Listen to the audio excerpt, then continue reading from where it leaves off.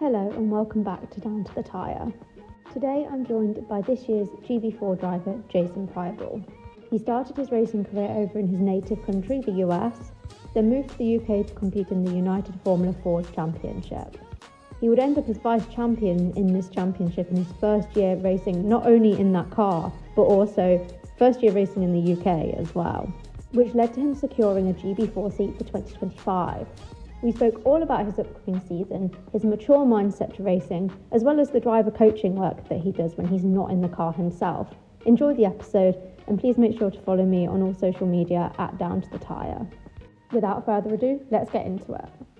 So you started your racing career in your home country, the United States. How did you kind of fall into racing in the first place? So I'm a first generation driver, which I think is a breed that's kind of thinning out at this point. But it basically started when I was 5 or 6. I loved playing sports. In America we have a couple of different things. So I played baseball. I played flag football, which is flag American football, hockey, ice hockey, and then a bunch of other stuff. And my dad, who's trying to find ways to spend time with me. He was into computers. He played in the marching band and wasn't really a sporty person, but we kind of had a similar love for cars. He works on cars in his pastime, and I watched the movie Cars. So he got it in his head that taking me to a kart track might be a good idea. Gave that a try, and I looked pretty quick in it, and then I guess it kind of went downhill from there, and now I'm here racing cars. I do feel like watching the film Cars is a bit of a universal experience. I feel like Liam Lawson's brought it to the forefront with his Lightning McQueen obsession, but for me as well, Cars was kind of I'm obviously not a racer myself, just a fan, but watching Cars as a child, like that was what ignited my love for racing as well, even back then. Yeah, I think that's definitely a generational push for motorsports in general. Like uh, now, nowadays, I really couldn't care less about.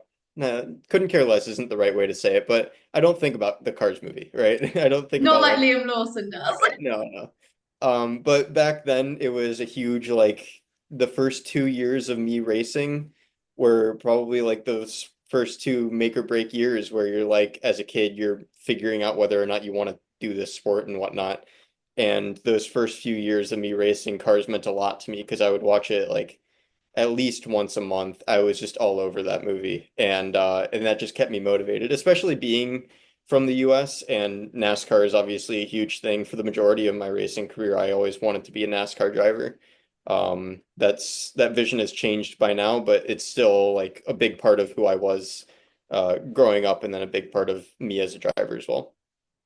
So when it comes to kind of the period of your career that you spent racing in America, what do you kind of pick out as the highlights, the championships you enjoyed the most, or even just individual kind of races or experiences that you had?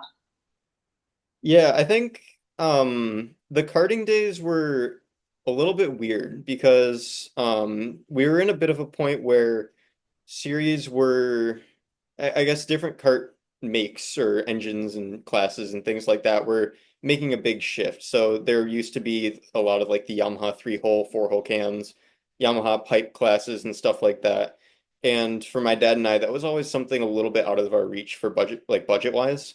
And I raced in 4-cycle karts. So in the UK, you guys are familiar with like the Hondas or I think the Club 300s as well, or 4-stroke. And they were not high horsepower karts, but they did teach you a lot about driving. So I raced in a karting series called Cup Karts of North America for a little while. And I started racing with them right when that series was founded. And the first 2 years we would have like 5 to 10 karts in each class. And then, I mean, nowadays I think it is the largest karting championship in the US. At least definitely for 4-cycle. I don't know if it is for the entire karting scene. But yeah, so the karting scene was a little bit touch and go because we were in that sort of phase shift in between classes, even for as long as I was doing it. And once I made the move to cars, it was a bit of a big jump. So the first time I ever raced a car was an F1600 actually. in Pittsburgh, which is an amazing track. And I always still look back at it because it was cool to see where the drivers in that race are now. And that race definitely stands out to me because it was my first race in a car. But we had drivers like Max Esterson and Josh Pearson. They were both in the race. And so to kind of see where that, you know, group has gone and me following in a similar path at least is it's always something I think about even today after I think 4 years of racing. Um, I think that's probably one of the biggest standout races for me because it kind of set a tone for the rest of my career. Yeah, you mentioned Max Esterson. I was going to ask kind of what inspired you to come across to the UK for racing. Like you look at a driver like Max, who has obviously had such great success over here in the UK. Obviously stepping up to beyond where I get to watch him race these days. But I used to, I spent a good few years watching him go around Donington, and now you're kind of doing a similar championship, doing the same thing. What did kind of make you decide to make that jump to come over here to the UK? I think there were probably two main factors. The first one is 100%, it's definitely the same as Max. We both were nominees for the Team USA scholarship, not at the same time, but he obviously won it, and that I'm sure was a huge drive for him to come over here and race the following year and for a couple of years. I think he did Formula Ford for 3 seasons, I believe. But when he won the scholarship, that was a big moment for him, and it kind of pushed him to realize how good racing in the UK was. The other one was the person that ran me last year, Phil Wills, who is he's actually working in GB4 this year, but not with us, unfortunately. He was a friend of a team that I ran with in the US, and that team was a USF Pro 2000 team, so they were on the road to Indy. They put me in touch with him, and this guy would call me every single week when I was in America. And it was over the winter. I'm looking for things to do, like trying to figure out what the right series is, right? Because it's always changing. And he would call me every week, send me pictures of the car, and go, I've got a seat here if you want it, right? And every week he would find different ways to try and convince me. And eventually I bit, and I'm like, okay, let's look into this a little bit more. I've heard a lot about it. Obviously, I'd been involved with the Team USA stuff. Let's just take a look, right? And by the time I had realized that this was the right option, pretty much all the other doors were closing around me.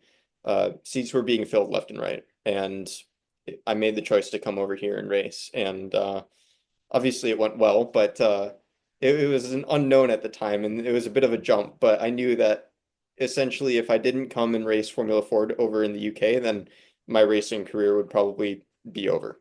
So. Yeah, I mean, you say it was a risk, obviously, traveling to a different country to do a championship you've not raced in before.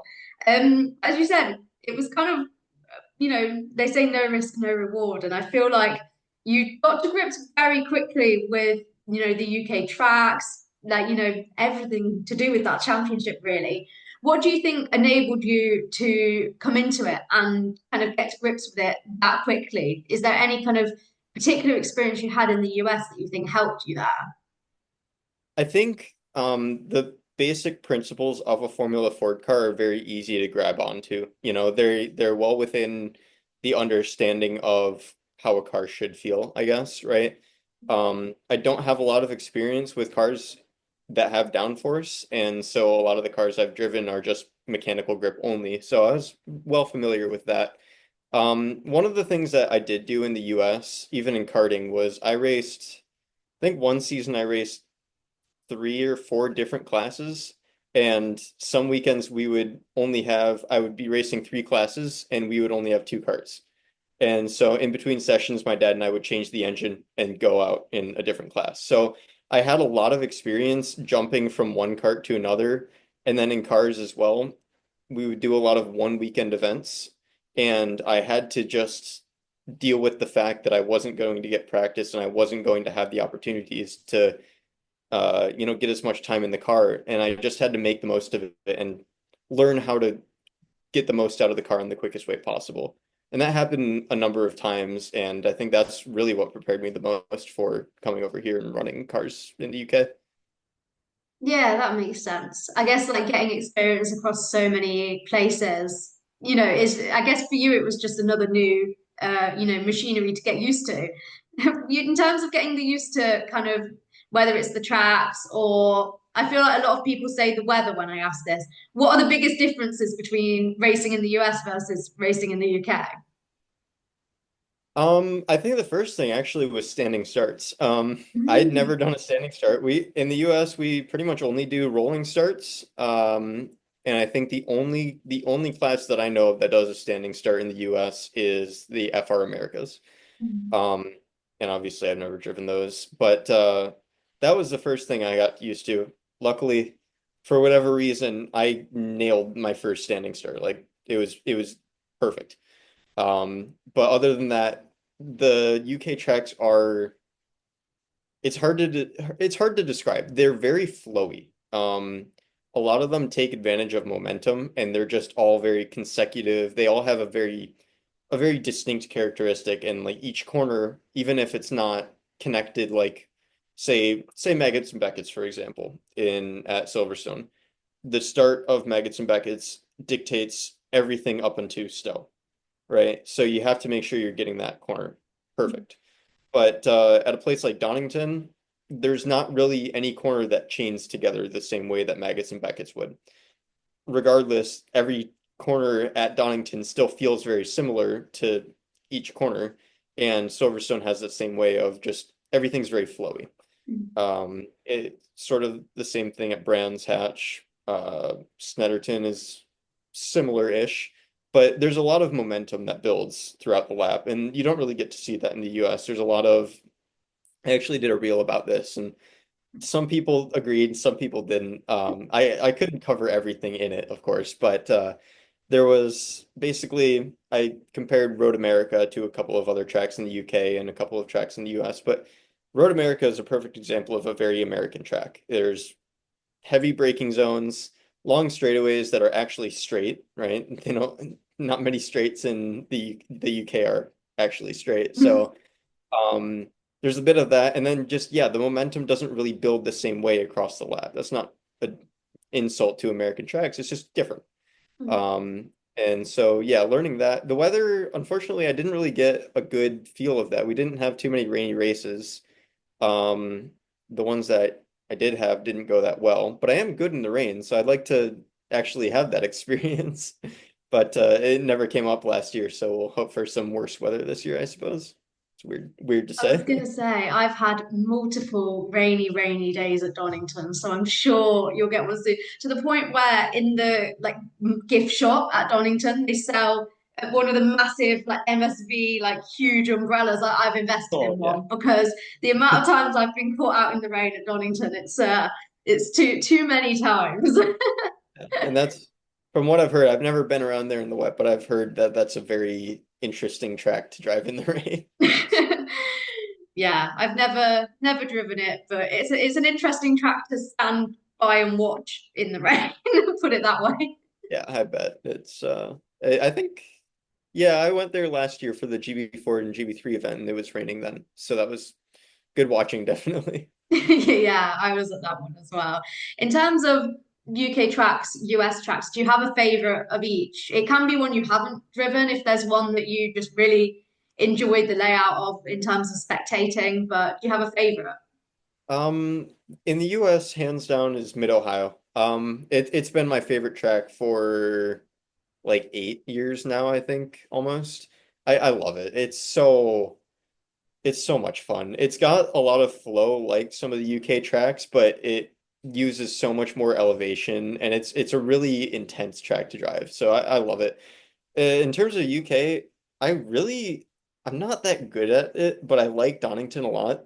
Last year I had a really bad time at Donington, so I wasn't thrilled with the track, but going back there and kind of relearning everything, driving it in a different car, I'm starting to really appreciate it. So I like Donington a lot. I'm looking forward to racing there. It's a bit narrow. There's a couple of sketchy places like the chicane, but I'm sure we'll figure it out once we get there. But yeah, I think Donington's probably my favorite right now in the UK. Correct answer. Since that's my local cat. That's always the right answer. Any other answer is just wrong, unfortunately. I wanted to talk about the fact that obviously in your Formula Ford season you ended up as vice champion. How was did you view that as kind of like a big statement? It's your first year racing in the UK and you managed to achieve that? Or was it something you were expecting and you just kind of took in your stride? It was I think by the end of the year I was very disappointed actually. The season started off very well. Obviously I won. I mean, I technically won the first two races, but I got a track limits penalty and lost the win in the second event. But it was something that I knew I was capable of doing. So nobody knew who I was. People, I saw like some comments about when I entered the series. There's like, yeah, that's not going to go well or whatever, this and that. And I knew I was capable of doing well in that series. And when I won at Silverstone, I was not too like I was excited, of course, right? But winning the first race is kind of a bit of a letdown because you feel like you shouldn't have been able to do that in a way. Mm. And so you kind of question the quality of the field. But obviously that changed later on, right? I realized that that was quite an accomplishment. And looking back on it, it feels great to do what I did to stand up on that podium. But regardless, it was a bit of a point to prove. There were some people that I had to like in my own head that I'm like I have to do this and make sure that people understand who I am and what I'm about. And there was definitely a chip on my shoulder that year. By the time the championship was closed, it kind of fizzled out. It wasn't as spectacular as I would have hoped. So, it was good, obviously, right? To finish vice champion was exactly what I would have wanted, bar, winning the championship, of course. But yeah, it was definitely a good first year. I can't look back on it and say anything else, really. Speaking of kind of, social media these days, you're seeing other people's opinions and comments, and then you're also kind of managing and setting your own expectations. Is that something that is quite difficult these days as a driver? Kind of you're exposed to a lot of people's opinions, even at like, junior levels of motorsport, let alone further down the ladder. Yeah, I think it's nice because you do, while social media doesn't highlight that kind of stuff, you get a lot of support. Mm. You get a lot of support from people that are interested in not only just the series, but interested in you as a driver, right? And for example, people like you who are reaching out to me, even though GB4 is a championship to be recognized as a new driver to it, I appreciate when people reach out to me, right? If there's anyone saying anything bad about me, I appreciate it just as much because that's kind of motivation. It will get on you after a while, I'm sure, but it hasn't yet. And, if there's anything that I can do to prove someone wrong, then I'm gonna do it. And I just love that. So there's definitely like I'm happy to kind of experience that because it adds an extra layer of motivation to me. And I feel like I say this to quite a few, relatively quite young drivers that I speak to. Like I feel like you have to have such a almost mature mindset and attitude towards things. And I think a lot of drivers, maybe because they have had to, move countries at quite a young age, or they grow up quite fast, it seems. Do you feel like that? Do you within yourself feel like you have quite a mature kind of attitude to things, and do you kind of feel wise beyond your years, I guess? Yeah, I think it's hard to say because I've been told that for a very long time now. And it's probably since I've started racing that people have been telling me that. And whether it's most of the time it's, oh, you look older than you are or whatever. And I don't know if that's a compliment or not. I think I'm young enough to the point where it is, but we'll see in a couple of years. But one moment that kind of that reminds me is my first full season in cars. I made a pass under yellow for the lead of a race. It was like the last lap. I was completely focused and I just missed the yellow, right? I was Mhm. 16 at the time, and this was with the SCCA, who is notorious for, rightfully so, harsh marshaling because it's a amateur series. It's, a lot of people that are working, jobs, paying for their own stuff, and it's an expensive sport. So I made a pass under yellow, got called to the stewards, and went through the whole process, and they were incredibly lenient on me. Like usually it was a three place finishing penalty and however many points on your license. And by the end of it, they're like, okay, because you guys were so far ahead, it was just the two of us racing. Because you guys were so far ahead, you're understand the mistake. We're only going to give you one place penalty, and we're only going to give you 1 point on your license. So they go to fill all that out, and I give them my license, and they look at it like, you're a minor? And I was like, oh yeah. And afterwards, they told my team manager, they were like, we would have like suspended him for a race if we knew he was a minor.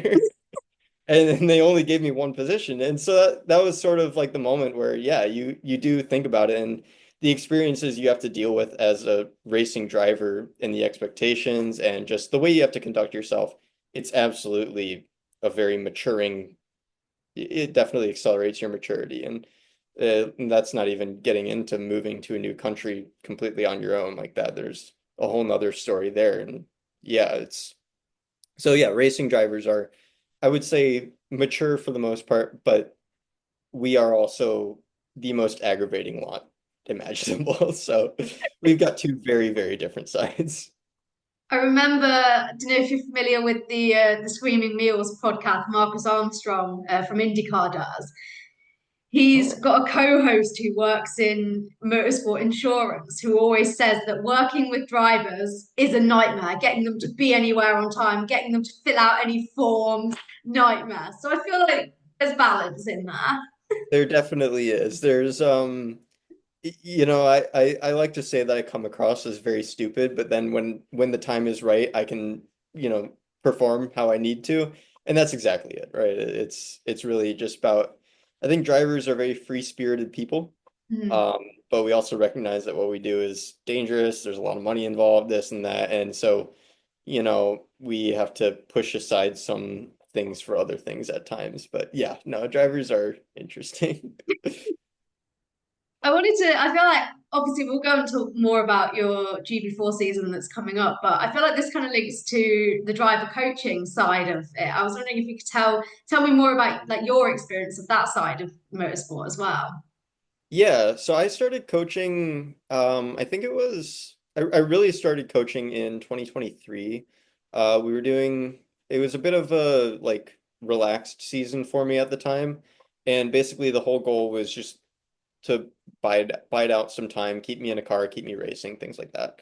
And during first race weekend, I won, and it just worked out that I was talking to some people and they came up to me and just asked me for some advice, and I started, going over data, going over video, and eventually I had like a good group of people that I was helping, and that was sort of when I realized I'm like, okay, yeah, I'm kind of a coach now, I guess. But it's one of those things that kind of happens without you realizing at times.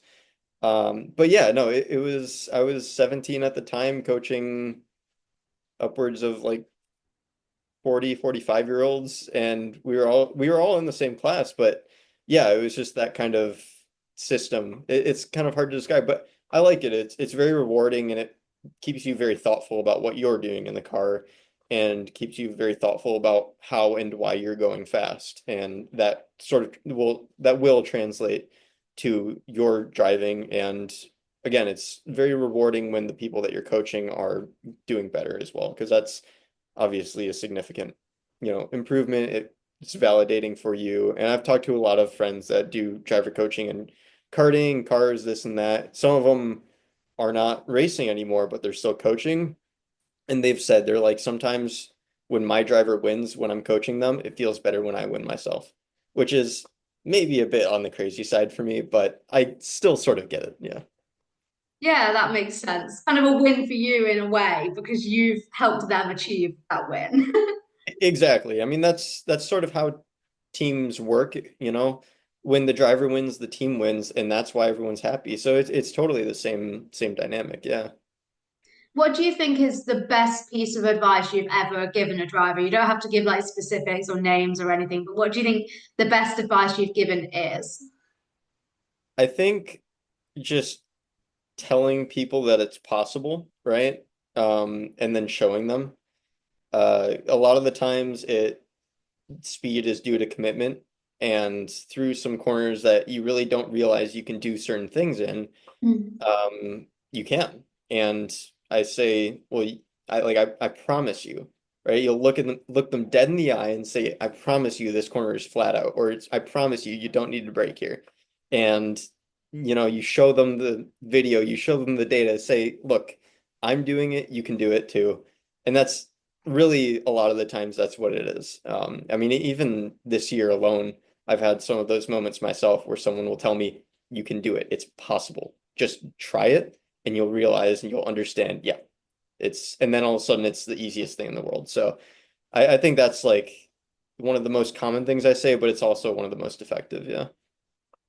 Thinking about your own racing, especially when we're coming into the start of a new season, are there any like coaches that you've personally worked with at all who have kind of shaped your mindset or kind of given you kind of a perspective on things that you didn't have before? And are there any of those things that you're taking into your GB4 season? Yeah, so far I've worked with one driver coach, and that was at Silverstone just for a day. It was the second day where I ended up improving the most. And I think my favorite part of that was the first thing we did, we walked into the truck and looked at data, and I had data from the day before. He opens up the sheet, looks at my first corner and just starts laughing. Just laughed in my face at my corner. I'm like, is it really that bad? And it totally was. Because it was one of those things where, like I said, with Formula Ford, you can kind of reason things out, right? The car acts like a car would. But when you get to something like GB4 and above, the car no longer really, like, physics doesn't really apply in the same way that you realize anymore. The tires have more grip than you could ever fathom.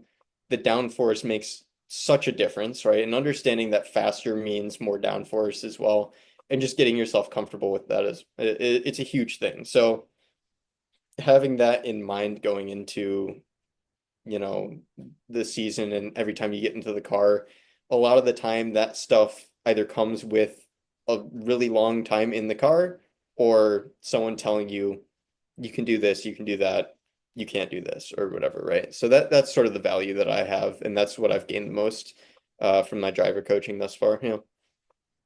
Yeah, that makes sense. I feel like GB4, obviously, I feel like a lot of drivers kind of come into GB4 either straight from karting or they have done other championships. But a lot of drivers I've spoken to, it's like their first car racing championship at all. Do you feel like you've got a bit of an edge over drivers who are coming into it from that perspective? Like, because you've got that year in Formula Ford under your belt? I'd like to say so. I think in terms of raw pace, I don't know how comparable that would be. A lot of the karting is so much more competitive over here than it would be in the US. And definitely way more competitive than anything I've experienced. So getting used to that is uh, something. And I think a lot of the kids that are jumping up to GB4 from karting recognize that the level of competition and the level that you have to push yourself is really, really high. Um, I think once it comes to the actual racing, though, that's definitely where I think my advantage will come. Racing Formula Ford, having the experience of real wheel-to-wheel combat, like, and when I say combat, I mean we were rubbing side pods. I had tire marks on my side pod. I had tire marks on my nose, tire marks on my gearbox. I had everywhere. And I never crashed into another car the entire season. And yet we still had tire marks everywhere. So it's really intense racing, and that's where I think most of the difference is going to come from year one versus year two.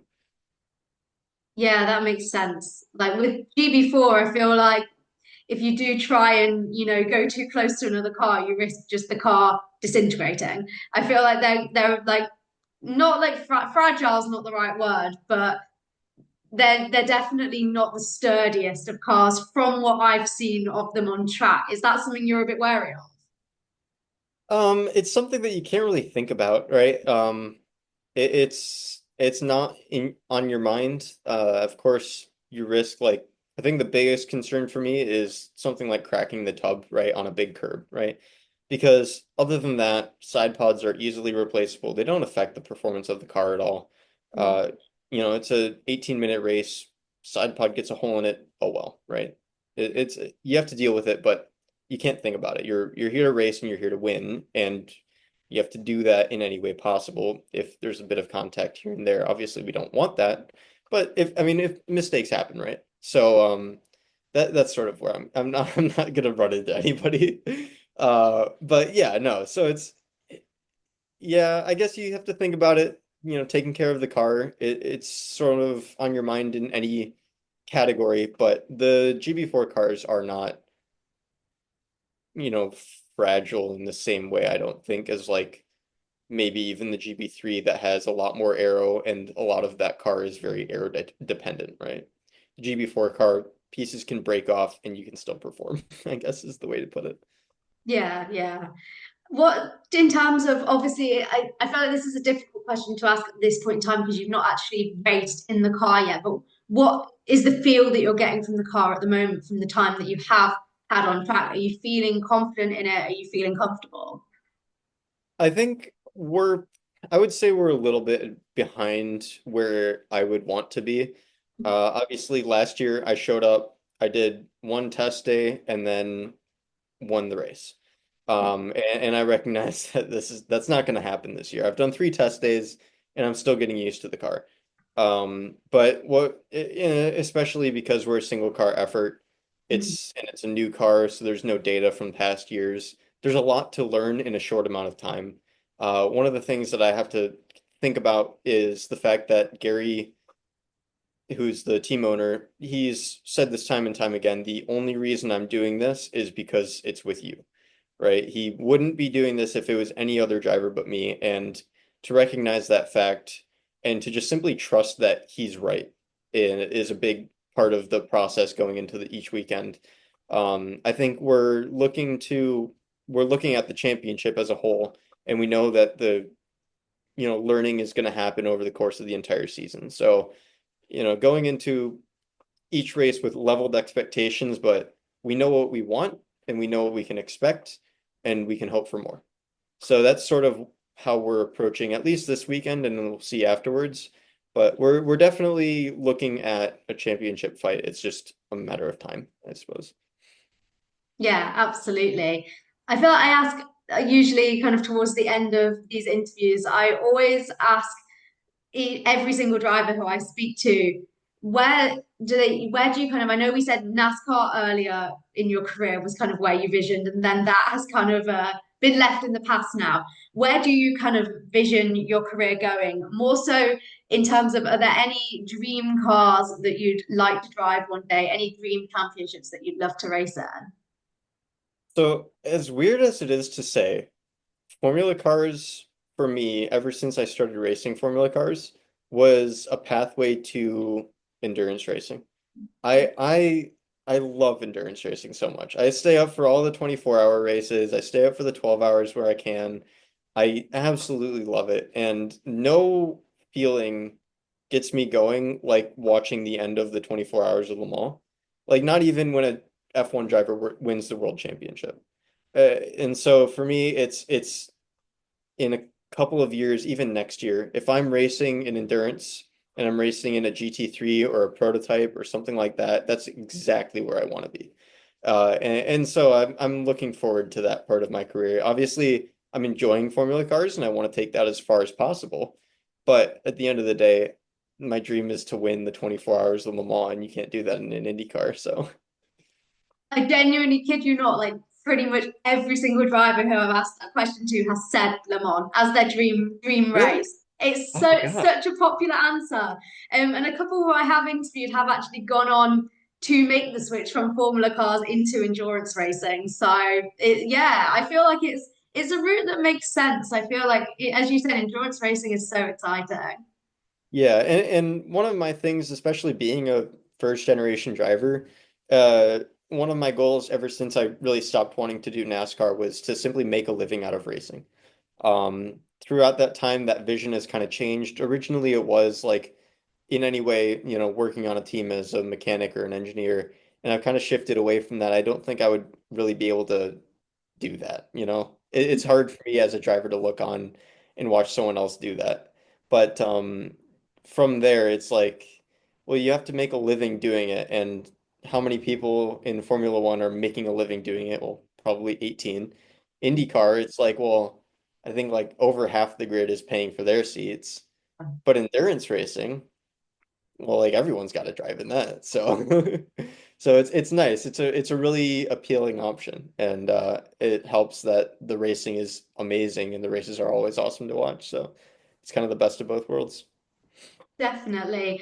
Before we wrap this up, I just wanted to give you the opportunity to plug your socials, let people know where they can find you, go and follow you, so then they can go and check it out after this episode. Yeah, of course. So I've got two Instagram accounts. I'll start with that. We've got Jason Pribyl Autosports, which is the one you should follow. That's like the official account, recently official, because I kind of abandoned it for a little while, but I'm restarting it. We've got plans for it. So make sure you follow that one. I've got my personal account, which has a little bit more, relaxed and it's got some funny reels on it, this and that. That's just Jason.Pribyl, I think. YouTube, Jason Pribyl Autosports as well. I'll try to be posting more videos on that. I'm bad at it right now, but I'm getting there. Twitch, sometimes I'll stream on Twitch as well, iRacing or other games. It's just Jason Pribyl on Twitch. If people still use Facebook nowadays, Jason Pribyl Autosports. Basically, if you want to find me, it's Jason Pribyl Autosports. We'll go with that. Perfect. Thank you so much for your time this evening, coming on down to the tire. I really appreciate it. It's been great talking to you. Absolutely. I've had a great time and yeah, thank you for having me. No problem. I'll see you at Donington at the weekend as well, because I'm coming down on the Sunday. So, Sunday. for All that. right.